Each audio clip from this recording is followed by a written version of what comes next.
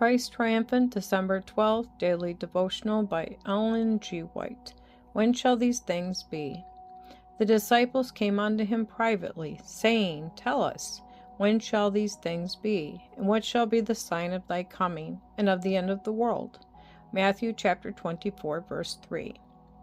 Christ warned his disciples of the destruction of Jerusalem as well as of the temple. This event was foretold by Daniel. The oblations and sacrifices were no more of value, for type had reached antitype in the one great oblation. When Christ referred to the destruction of Jerusalem, his prophetic words reached beyond that event to the final conflagration that will take place in that day when the Lord rises out of his place to punish the world for their iniquity, when the earth shall disclose her blood and shall no more cover her slain. This entire chapter is a warning to those who shall live in the last scenes of this earth's history.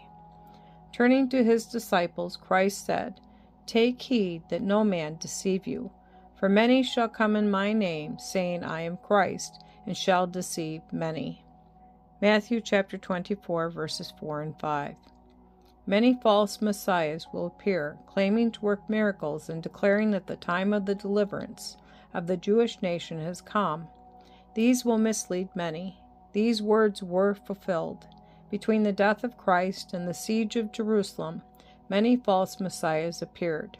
But this warning is given also to those who live in this age of the world.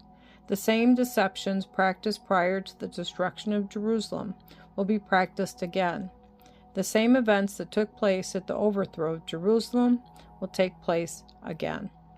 Prior to the destruction of Jerusalem, human beings wrestled for the supremacy. Emperors were murdered. Those supposed to be standing next to the throne were slain. Through the apostles, God gave the Jewish people a last opportunity to repent. He manifested himself through his witnesses, in their arrest, in their trial, and in their imprisonment. Yet their judges pronounced on them the death sentence. So it will be again. Seventh-day Adventists will fight the battle over the seventh-day Sabbath.